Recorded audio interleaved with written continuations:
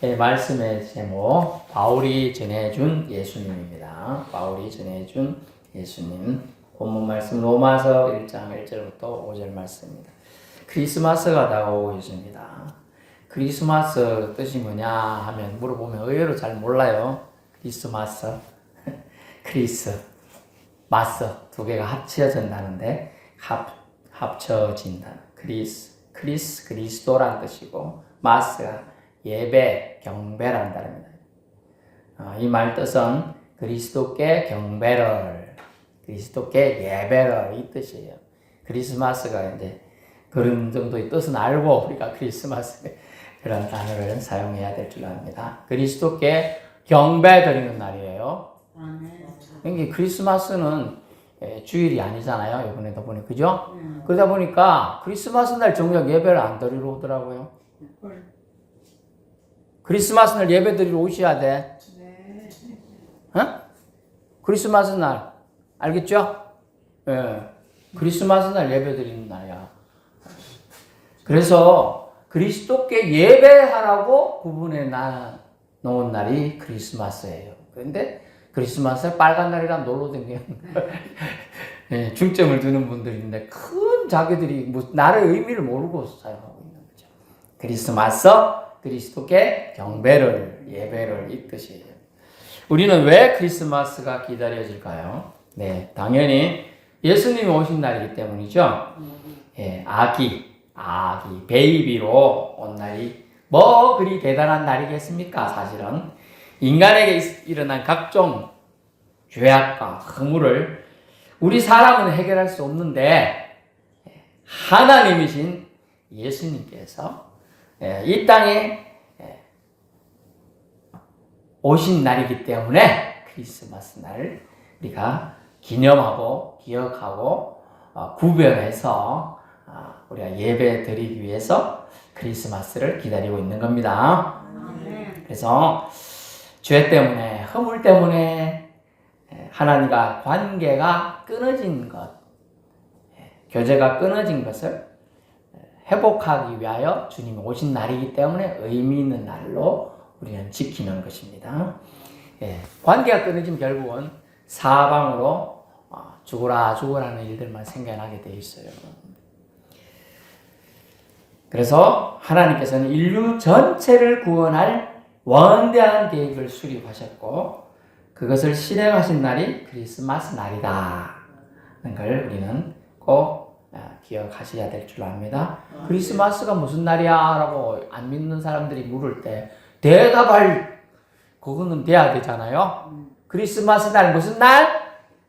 예배드리는 날. 네, 따라해보세요. 그리스도께 예배하는 날. 예수님 생일. 다시 말하면 예수님께 경배 드리는 날이에요. 알겠죠? 다시 해보세요. 예수님께 경배 드리는 날. 네, 서양 사람들은 예수님이 태어난 날 이렇게 할 건데 우리는 그렇게 의미를 한 번 더 얘기해 줄 수 있는 그건 돼야죠. 예수 믿은 지 10년, 20년, 30년, 40년 되어서 그거 모르면요 어제 믿은 사람보다 못할 수도 있어요.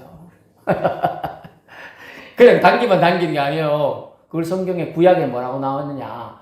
그냥 하나님 믿는다고 말만 하는 사람을 성경에 뭐라고 표현했냐. 성전 마당만 밟는 뿐이다 그래요. 마당만 밟고 가는 거다. 그냥 마당만 밟고 가는 거예요. 근데 나는 하나님 믿는다 이렇게 말하는 것 같고 똑같다. 그 말은 뭐예요? 가짜 믿음이다 그 얘기죠.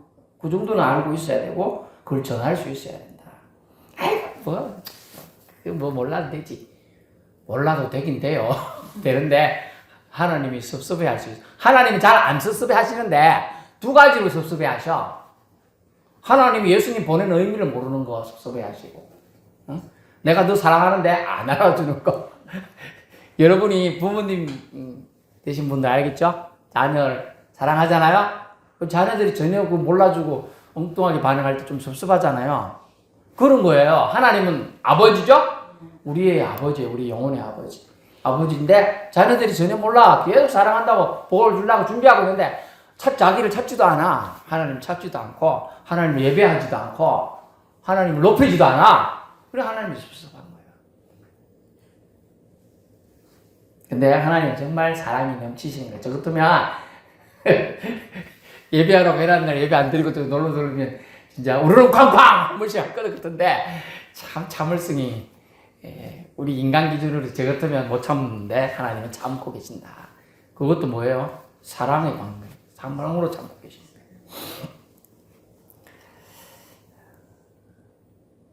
크리스마스 날 죄와 허물에서 해방되어 참된 자유를 주시고자 크리스마스 날이 제정된 거예요. 그래서 인간으로 하여금 예수 믿으면 하나님이 인간을 창조하신 창조성의 본연을 회복시키기 위해 오신 날이에요. 어려운 말이긴 한데 창조성의 본연은 뭐예요? 인간을 왜 창조했어요? 이사야 43장 21절에 가면 뭐라고 나요? 나를 이 백성 찬송케 하려 합니다. 하나님이 사람을 만드신 이유가 하나님을 높이도록 하기 위해서예요.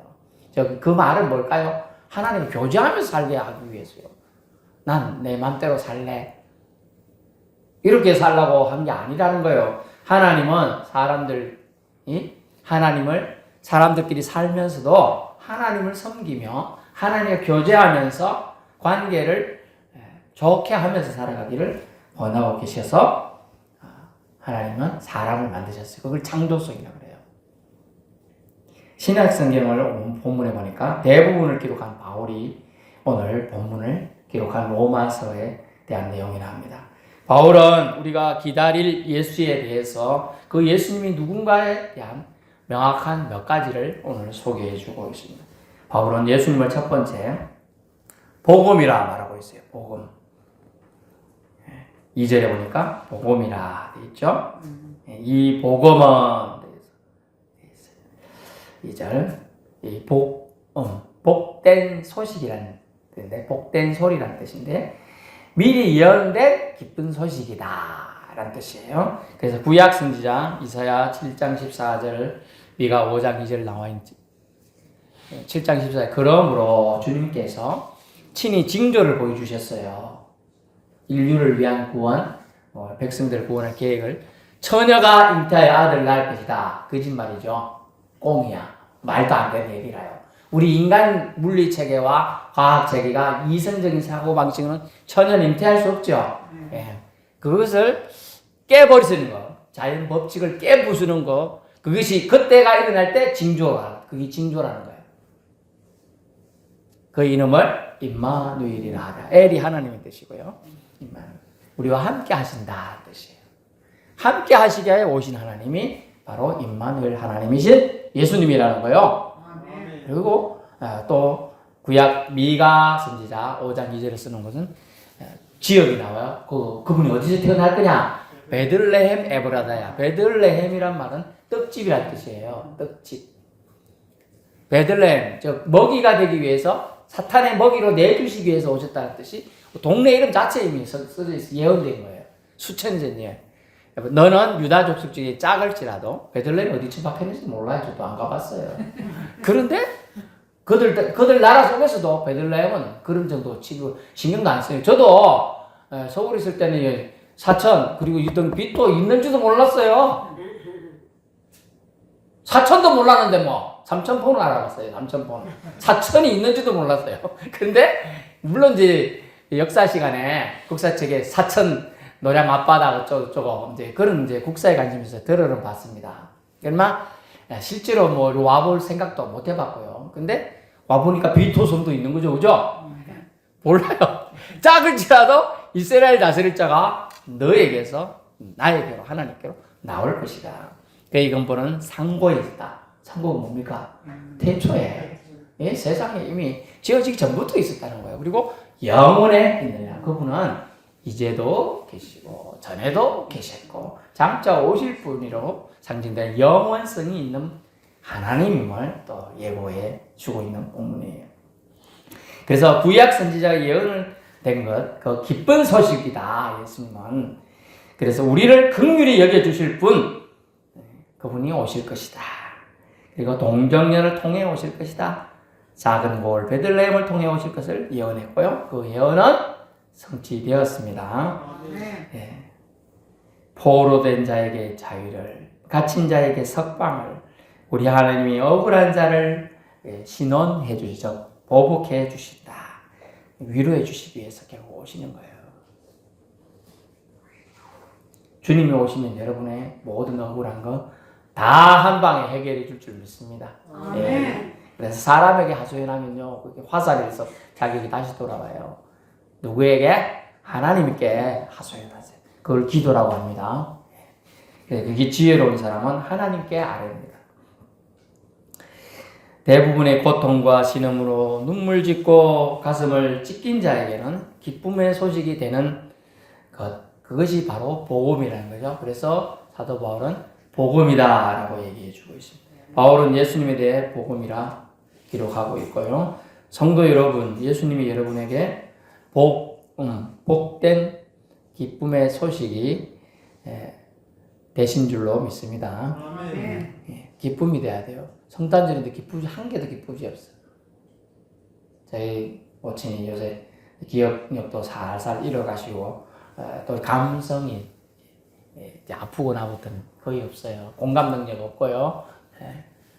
웃는 거 없어요. 웃는 거. 한 2년 정도 웃어본 적이 없어. 막 웃겨. 제가 코미디로 막 하는데 하나도 안 웃어. 그래서 엄마 이 정도는 웃어줘야 돼. 근데 안 웃어.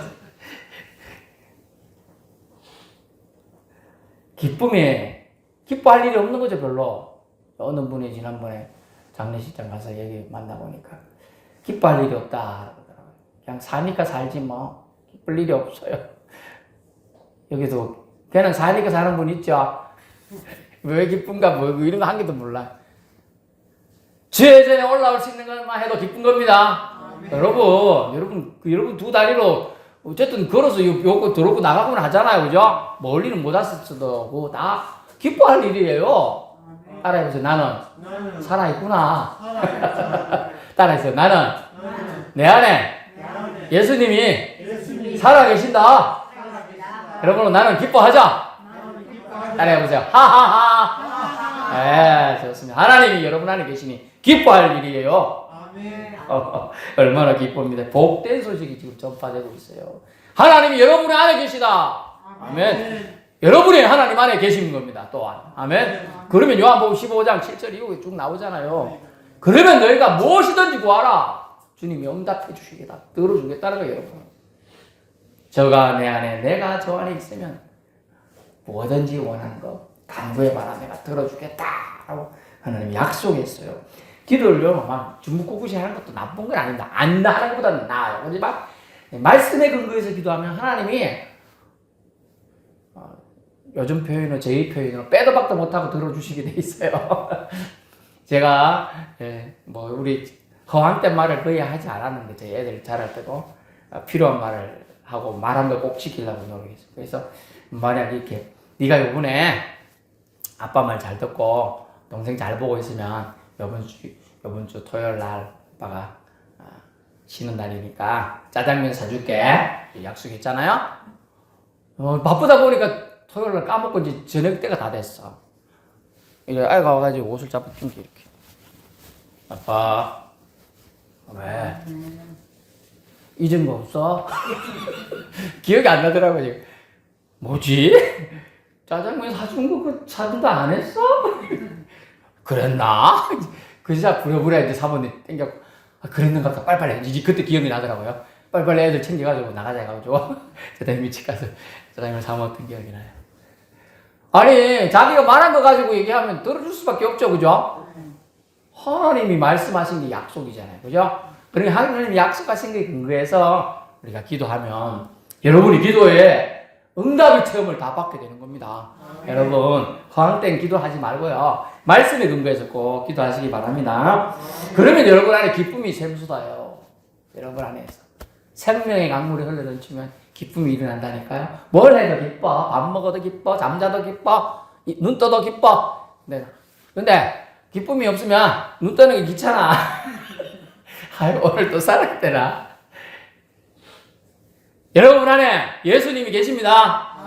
기쁨의 근원이신 예수님이 계시니 여러분 기쁨이 잘 안 생긴다. 그럼 기뻐하기로 결단하세요. 나는 오늘 기뻐하라. 나 기뻐하리? 이런 찬양 있어요. 기쁨을 우리가 결단하고 선언을 해야 돼요. 나는 예수님 때문에 기뻐하리라. 따라해보세요. 나는 예수님 때문에 기뻐하리라. 예, 여러분의 기쁨이 넘칠 줄로 믿습니다. 예, 두 번째 사도 바울이 뭐를 소개했느냐? 예수님을 그분의 아들이라 표현하고 있어요. 그분의 3절 보세요. 그분의 아들이라 되어 있잖아요. 그의 아들, 그죠? 예, 결국 뭐예요? 하나님의 아들이라는 얘기죠. 하나님의 아들이라는 얘기는 뭐예요? 하나님이라는 얘기라. 하나님. 예수님을 하나님이라 고백하는 것 이때 당시에 이게 잘 유대인들은 뭐라고 했냐? 그걸 블라스포머, 신성모독이라 잡아 죽였잖아요. 예수님을. 내가 하나님의 아들이라, 나는 하나님이 보내신 자라고 말했더니 유대인 지도자들이, 종교 지도자들이, 제사장들이 하나님 선교라고 만들어낸 직분들이거든요. 제사장, 서기관 이런 사람들이. 근데 하나님을 인간의 몸으로 왔다고 해서 몰라보고 죽이는데 신성모독이라는 제명을 걸어서 죽인 거예요. 근데 사도 바울은 사실 자신도 예수님 있는 사람을 잡아 죽이는 일을 앞장서고 가고 있었거든. 말 타고 간 거. 딴 사람들 걸어오지만 자기는 말 타고 갔어. 대장의 뜻이잖아. 말 타고 간다는 뜻은요. 딴 사람 걸어가는데 말 타고 가잖아. 말 타고 갔어요. 그 정도로 앞장선 앞잡이였어요. 그 말은 뭐냐? 예수님이 하나님을 인정하지 않았던 사람이라는 거죠. 그런데 사도 바울이 예수님을 그 다메섹 길거리에서 강력한 빛으로 주님을 만나고 주님의 음성을 듣고 그가 확 깨어졌어요. 그걸 어려운 두 글자로 회심했어요. 회심하면서 예수님이 하나님이시구나 깨달아진 거예요. 아멘. 예수님이 하나님의 아들이시구나 그걸 믿어진 거예요. 놀라운 은혜가 임했어요. 그러니까 요한일서 5장 5절 10절 보면 예수께서 하나님의 아들이심을 믿는 자가 아니면 세상을 이기는 자가 누구냐? 여러분, 하나님의 아들 믿는 자가 세상을 이기게 되는 거예요. 아멘. 세상에 뭐라 해도 그까지 튕겨낼 수 있는 거예요. 내가 하나님의 아들, 하나님이 보내신 자, 예수가 하나님의 아들임을 믿어주니까 다른 것들은 그냥 탁 쳐낼 수 있는 거예요. 건투하는데 6살짜리가 저를 만약 때린다 봐요. 그냥 신경 안 쓰고 이러겠죠? 이제 그런 거예요. 그런 권세와 힘이 하나님 주시는 거예요. 뭘? 예수께서 하나님의 아들이심을 믿는 자에게는 그런 힘을 주신다는 거예요. 그 다음 보면요. 하나님의 아들을 믿는 자는 자기 안에 증거가 생겨나요. 내가 하나님의 아들을 믿으면 하나님께서 나를 또 자녀 삼아 주신다는 게 믿어지는 은혜가 생겨나요. 그걸 증거라고 해요. 그리고 하나님 믿지 아니한 자는 하나님 믿지 거짓말하는 자를 만드나니 이는 하나님께서 그 아들에 대하여 증언하신 증거를 믿지 아니하였기 때문이다. 이렇게 있어요. 그 다음요. 그래서 예수님을 믿으면 그를 향하여 우리가 가진 바 담대함이 생겨나요. 담대하게. 이것이니 그의 뜻대로 무엇을 구하면 이제 들으십니다. 담대함. 세상에 대해서 이기기 때문에 담대해요. 사람이. 볼드라는 비오 영어를 가는 사람인데 BOLD. 아주 담대해져요. 무섭지 않아. 사람들이. 저 사람 날 공격하나. 그게 아니야. 신경 안 써. 그냥 튕겨내면 되니까. 유혹 튕겨내. 욕심 튕겨내. 남대 비교의식 튕겨내버려. 신경 쓸 거 없어요. 우리에게는 오직 영생이신 주님만 있기 때문에 필요가 없는 거예요. 다른 건 그죠? 네, 그걸 할 수 있다는 거예요. 그래서 주님은 하나님의 아들이라고 지금 바울은 증거해 주고 있습니다. 하나님의 아들임을 믿는 자는 자기 안에 증거가 된다. 내가 하나님의 아들, 자녀구나. 내가 하나님의 아들이신 예수님을 믿는 자니까 난 하나님의 자녀야. 이런 게 믿어지는 거예요. 그래서 예수님이 하나님의 아들이심을 믿는 자체가 증거가 되어서 신자가 믿음 안에 살도록 도와준다는 뜻이 증거라는 것은요.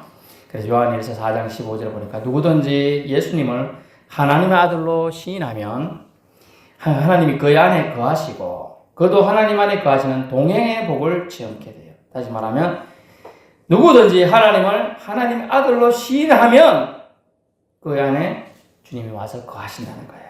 그래서 여러분이 집에 있을 때 믿음이 연약하거나 긴가민가하거나 또는 두려움이 생길 때 따라하세요. 나는 하나님의 아들 예수 그리스도를 믿는 자다. 너무 길어요? 그러면 예수님은 하나님의 아들이십니다. 요것만 해볼까요? 예수님은 하나님의 아들이십니다. 이걸 자꾸 5번, 힘들면 7번씩 고백하세요.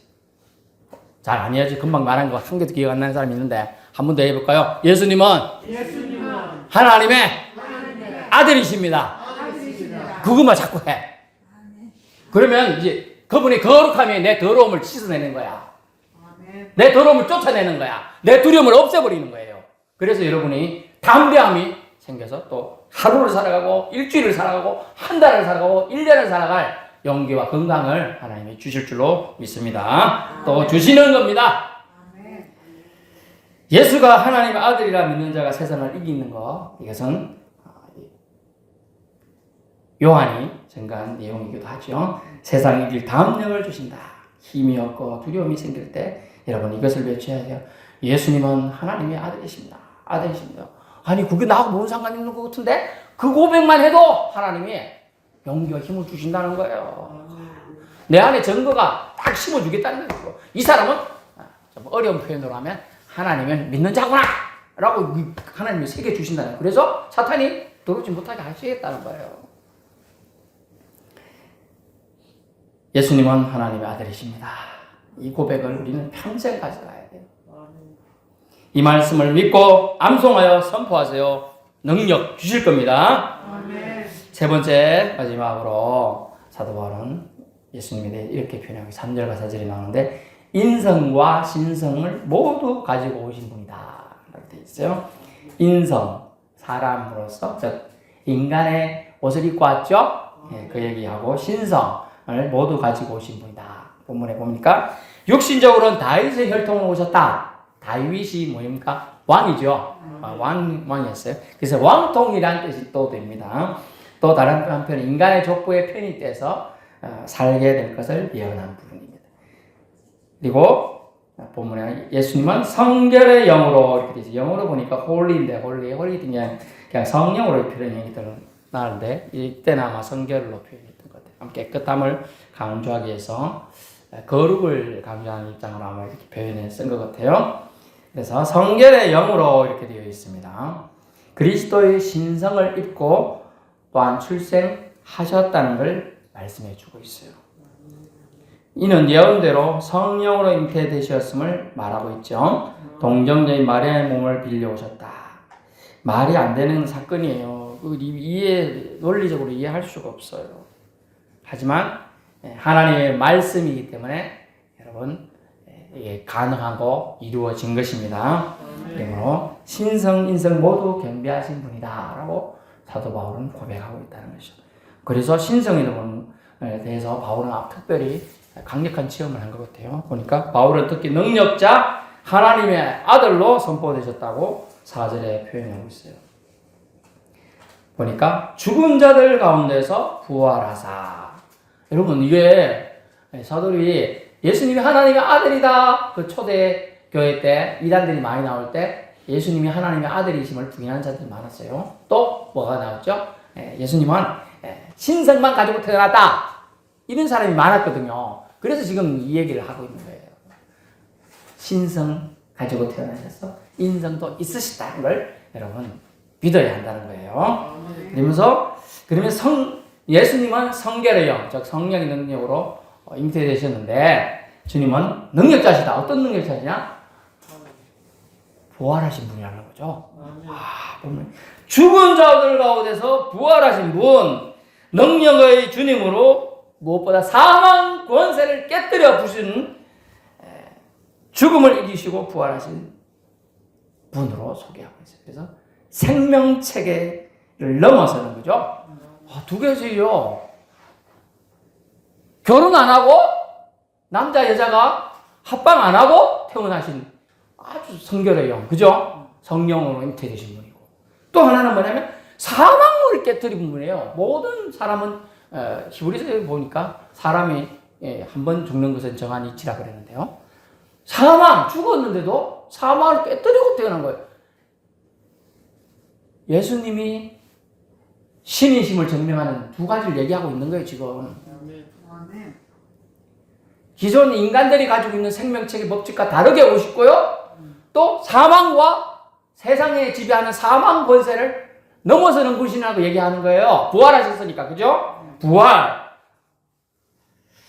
주님이나 불림에 합당한 능력의 하나님의 아들이다. 그래서 부활하실 수 있었다고 지금 얘기하고 있는 거잖아요. 무엇보다 사망을 깨뜨리고 죽음을 이기시고 부활하신 생명체계를 넘어서는 생명의 주관자로서 예수님을 인식하고 있어요. 생명의 주요 면류관 받으시옵소서. 그런 찬양 있죠? 생명의 주요 면류관 받으시옵소서. 아멘. 생명의 주라고 지금 얘기하고 있는 거예요. 사망을 깨뜨리고 무조건 넘어 생명을 다시 가지셨잖아요. 죽은 자가 어떻게 자기가 이렇게 할 수 있겠냐고요. 근데 잠시 자는 척에 딱 나온 거 아니에요. 3일이 지났잖아요. 그죠? 감격에 차서 예수님은 생명의 주관자구나. 죽은 자 가운데서 부활하신 능력의 하나님이구나. 진짜 하나님이구나. 이걸 깨달은 거예요. 그래서 감격에 차서 기록해 주고 있습니다.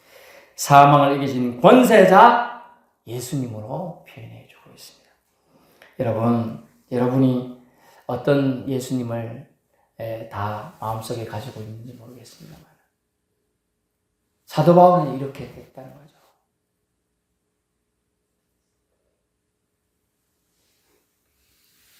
여러분에게 누군가 묻는다면 내가 믿는 예수님은 어떻다. 이런 한마디 정도는 여러분이 증언할 수 있고 또 전해줄 수 있는 그런 믿음의 사람들 되기 바랍니다. 누군가 오늘 말씀처럼 예수님은요 하나님의 아들이세요. 또 이렇게 말할 수 있고 예수님이 하나님이세요. 이렇게 말할 수도 있고 그죠? 예수님은 생명체계를 부존하세요. 동정녀에서 태어나신 분이라 말할 수도 있고 또 예수님은 부활하신 분이야. 사망이 지배받지 않는 유일한 분이야. 그죠? 이런 얘기를 할 수 있는 그리고 죄와 허물 인간이 그 속에 흐득이는 걸 끊어내시기 위해 오신 하나님의 사랑의 전달자로 오셨다. 사랑의 구세주로 오셨다. 그런 말씀 여러분 소개하고 전할 수 있는 믿음까지 이르길 바랍니다. 결론 말씀드립니다. 막연히 예수님을 기다리는 것에서 확신에 차서 기다리고 누군가에게 복음을 전해줄 수 있는 성도가 되어볼 수 있길 바랍니다. 예수님은 기쁘고 복된 분입니다. 아멘. 하나님의 아들이세요. 예언된 분으로 동행해 주시고자 우리에게 오신 분이에요. 그래서 우리를 승리케 하기 위해 오신 분이죠. 혼자 싸우면 질 것 같은데 백그라운드가 되기 위해서 우리에게 자신의 몸을 낮추셔서 이 땅에 오셨다고 빌립보서 2장에 이렇게 주고 있죠. 자기를 비하 낮추셨어요. 신이 인간의 몸을 입고 오는 건요. 제가 저 밖에 있는 강아지 옷을 입고 밖에 왈왈 하고 있는 것 같은 그보다 더 비참한 현실이. 그러나 그거를 우리를 위해서 감내하신 겁니다. 그래서 주님은 사랑으로 우리에게 오신 사랑의 하나님이심을 우리는 믿어야 하는 것이죠. 그래서 사망에 지지 않고 부활하신 능력의 주님, 믿어지는 은혜로 죽어도 죽지 않는 영생의 비밀을 소유하실 수 있기를 바랍니다. 그래서 참 부활을 주실 능력자 예수님을 우리 모두 기쁘게 기다립시다. 기도합니다.